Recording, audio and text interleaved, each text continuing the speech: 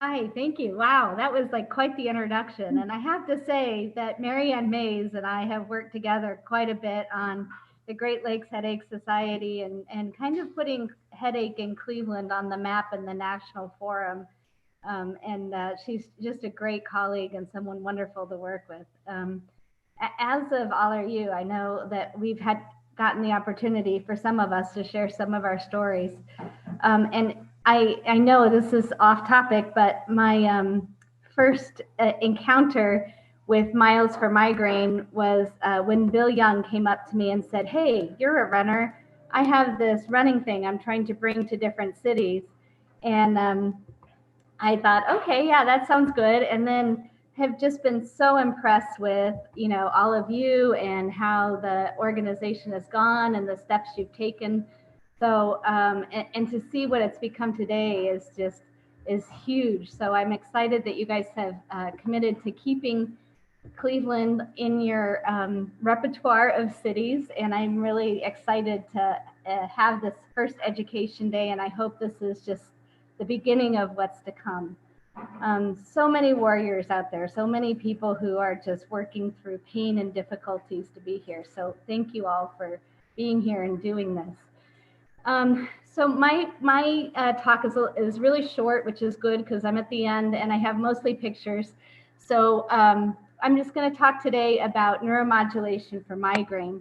And first of all, what does that mean? So, and I don't have any disclosures for devices. So this is the neuromodulation is the alteration of nerve activity through applying stimulus to different sites throughout the body. All right, so that's like a super like heady word thing.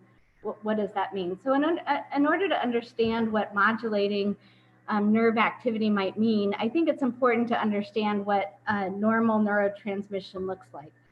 So with all luck, and thank you to my young man of a son, I think I got this video to show you. All right, so you have the nerve impulses that are like electricity passing through nerves and through axons. So the wires that are connecting these nerves are axons, and the axons work through electricity by having positive and negatively charged ions transmit through the membrane in certain areas.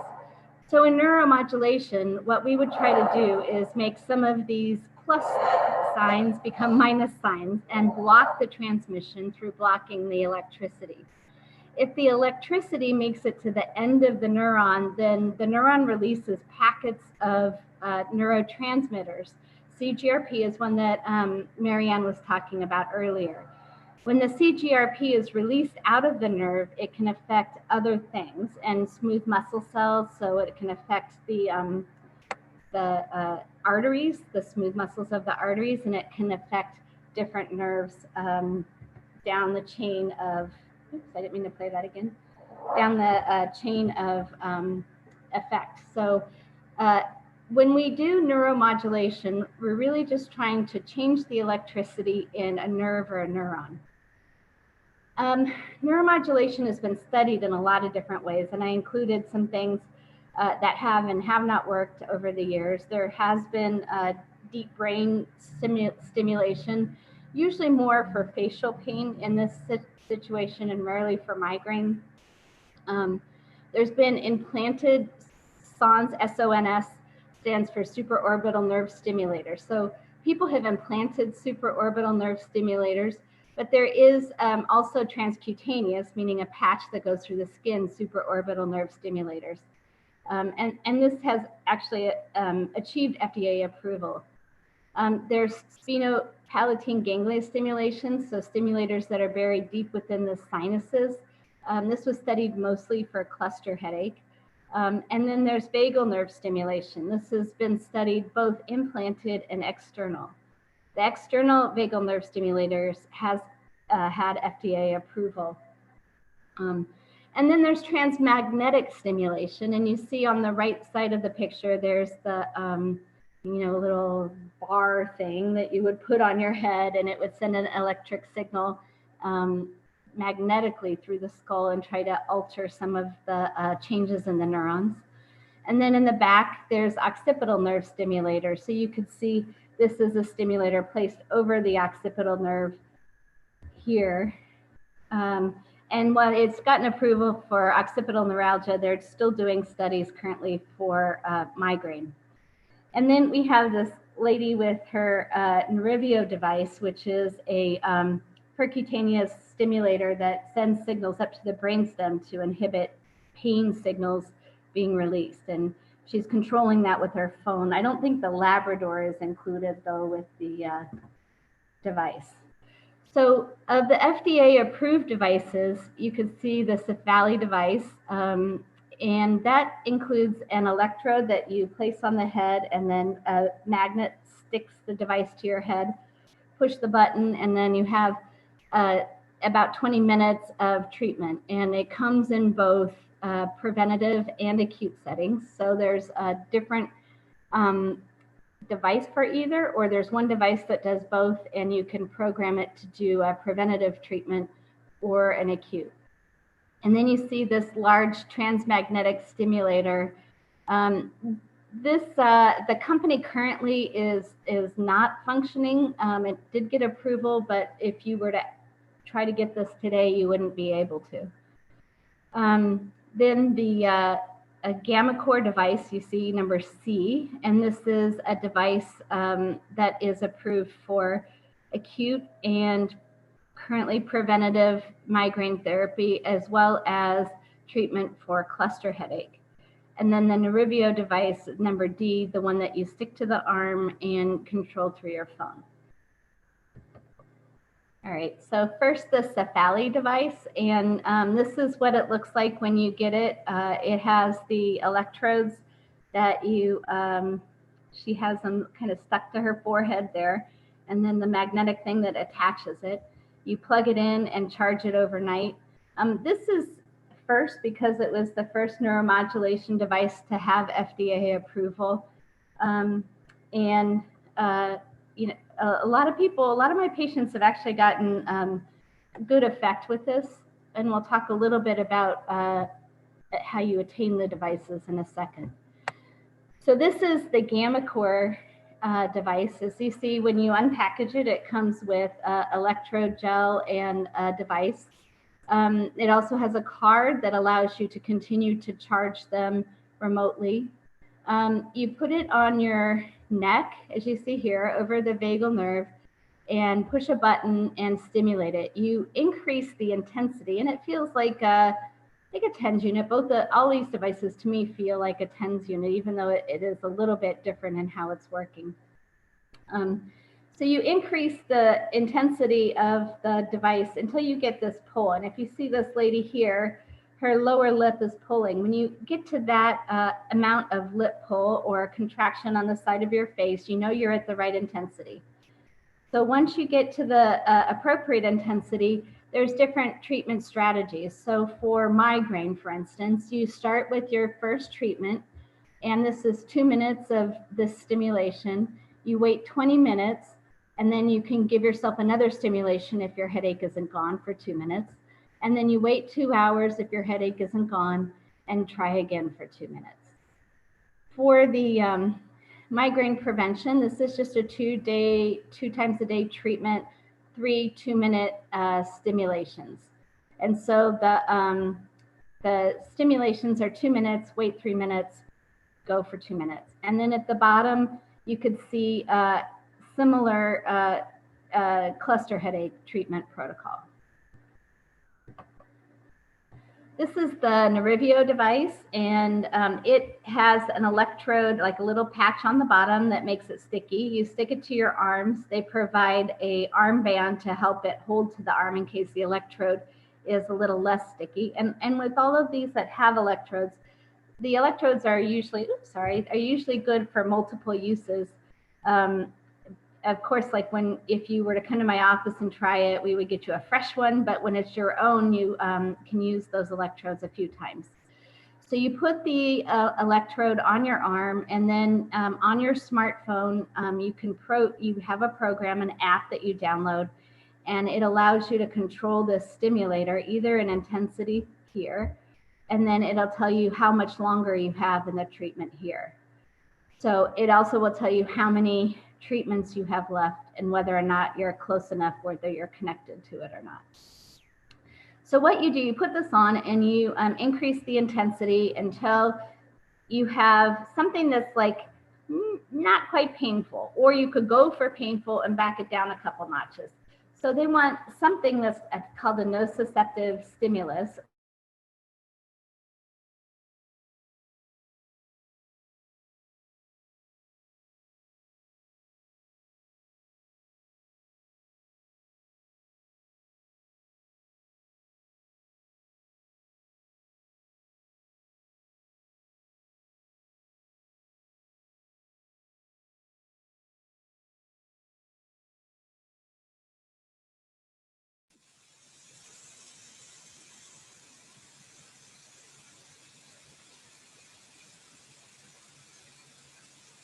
Whoops.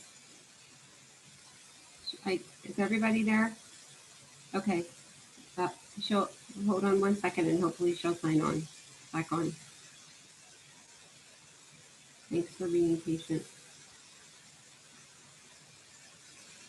Does anybody have any of those devices? No?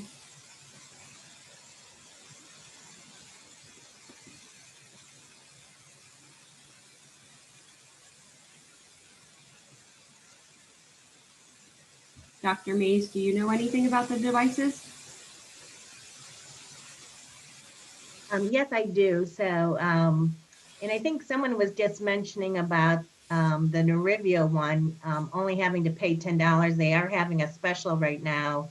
Before, it used to be about a $99 per month charge, but somehow they've been able to negotiate with insurance companies, I believe, and it's about $10. But I think they were saying what refills aren't covered.